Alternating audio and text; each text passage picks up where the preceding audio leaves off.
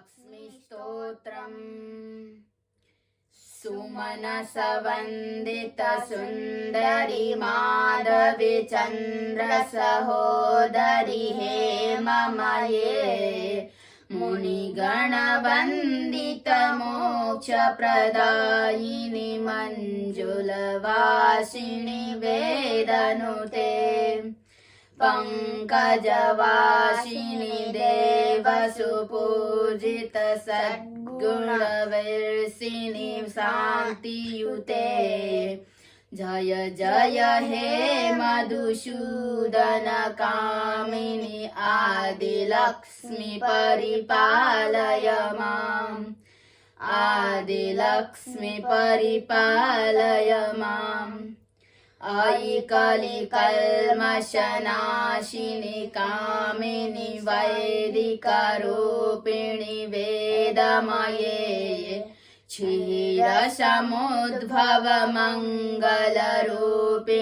मन्त्रनिवासिनि मन्त्रनुते मङ्गलदायिनि अम्बुजवासिनि देवगणाश्रितपादयुते जय जय हे मधुसूदन कामिनि धान्यलक्ष्मी परिपालय माम् धान्यलक्ष्मी परिपालय माम् जय वरवर्षिणि वैष्णवी भार्गवी मन्त्रस्वरूपिणि मन्त्रमये शूरगणपूजित शीघ्रफलप्रद ज्ञानविकासिनि शास्त्रनुते भवभयहारिणि पापविमोचनि साधुजनाश्रितपादयुते जय जय हे मधुसूदन कामिनि धैर्यलक्ष्मी परिपालय माम् धैर्यलक्ष्मी परिपालय माम् जय जय दुर्गतिनाशिनि कामिनि सर्वफलप्रद शास्त्रमये रदगजतुरगपदाति समावृत परिजनमण्डित लोकनुते हरिहर ब्रह्म सुपूजित सेवित तापनिवारिणि पादयुते जय जय हे मधुसूदन कामिनि गजलक्ष्मी रूपेण पालय माम् गजलक्ष्मी रूपेण पालय माम् अयि खगवाहिनि मोहिनि चक्रिणि रागविवर्धिनि ज्ञानमये गुणगणवारधि लोकहितैषिणि सप्तस्वरभूषित गाननुते सकलसुरासुरदेव मुनीश्वर मानव वन्दित पादयुते जय जय हे मधुसूदन कामिनि सन्तानलक्ष्मी परिपालय माम् सन्तानलक्ष्मी परिपालय माम् जय कमलाशिनि सद्गतिदायिनि ज्ञानविकासिनि गानमये अनुदिनमर्चित कुङ्कुमधूसर भूषित वासित वाद्यनुते कनकधरास्तुति भैभव वन्दित सङ्ग्रकदेशिक मान्यपदे जय जय हे मधुसूदन कामिनि विजयलक्ष्मी परिपालय माम्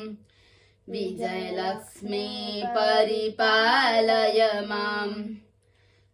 प्रणत सुरेश्वरी भारती भार्गवी शोक विनाशिनी रत्नमये मणिमयभूषितकर्म विभूषण शान्ति समावृतहास्यमुखे नवनिधिदायिनि कलिमलहारिणि कामितफलप्रदहस्तयुते जय जय हे मधुसूदन कामिनि विद्यालक्ष्मी सदा पालय माम् विद्यालक्ष्मी सदा पालय माम् धिमि धिमि धिन् धिमि धिन् धिमि दिन् धिमि दुन्दुभिनाद सुपूर्णमये घुम घुम घुं घुम घुं घुम घुं घुम शङ्खनिनाद सुवाद्यनुते वेद पुराण इतिहास सुपूजित वैदिक मार्ग प्रदर्शयुते जय जय हे मधुसूदन कामिनि धनलक्ष्मी रूपेण पालय माम् धनलक्ष्मी रूपेण पालय माम् धनलक्ष्मी रूपेण पालय माम् अष्टलक्ष्मी नमस्तुभ्यं वरदे कामरूपिणे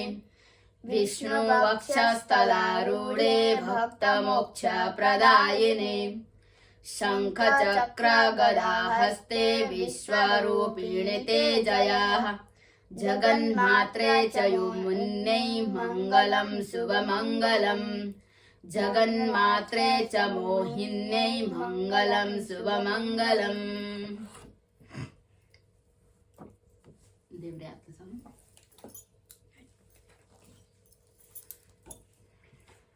ॐ श्री महालक्ष्मी अष्टकस्तोत्रम्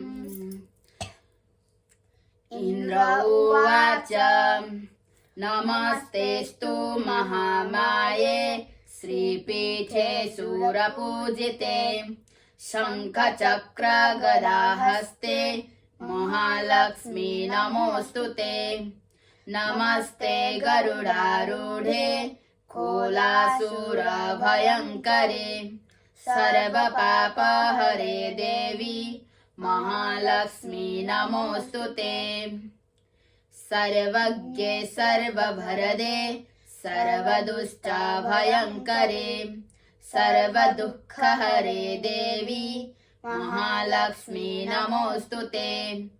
सिद्धिबुद्धिप्रदे देवी भुक्तिमुक्तिप्रदायिनी मन्त्रमूर्ते सदा देवी महालक्ष्मी नमोऽस्तु ते आद्यन्तरहिते देवी आद्यशक्ति महेश्वरे योगजे योगसम्भूते महालक्ष्मी नमोऽस्तु ते स्थूलसूक्ष्म महारौद्रे महाशक्ति महोदरे महापापहरे देवी महालक्ष्मी नमोऽस्तु ते पद्मासनस्थिते देवी परब्रह्मस्वरूपिणी परमेशे जगन्मातार् महालक्ष्मीर्नमोऽस्तु ते श्वेताम्बरधरे देवी नानालङ्कारभूषिते जगन्स्थिते जगन्मातार् महालक्ष्मी नमोऽस्तु ते महालक्ष्म्यष्टकस्तोत्रम् यः पठेत् भक्तिमान् नरः सर्वसिद्धिमवाप्नोति राज्यमाप्नोति सर्वदा एककालं पठेत् नित्यं महापापविनाशनं द्विकालं यः पठेत् नित्यं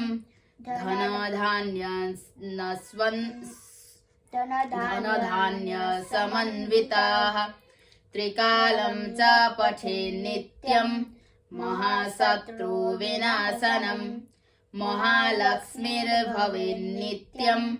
प्रसन्ना वरदा शुभा महालक्ष्मीर्भवेन्नित्यं प्रसन्ना वरदा सुवा प्रसन्ना वरदा सुवा इति श्रीमहालक्ष्म्यष्टकस्तोत्रम्। त्वमेव माता च पिता त्वमेव त्वमेव बन्धुश्च सखा त्वमेव त्वमेव विद्या द्रविडं त्वमेव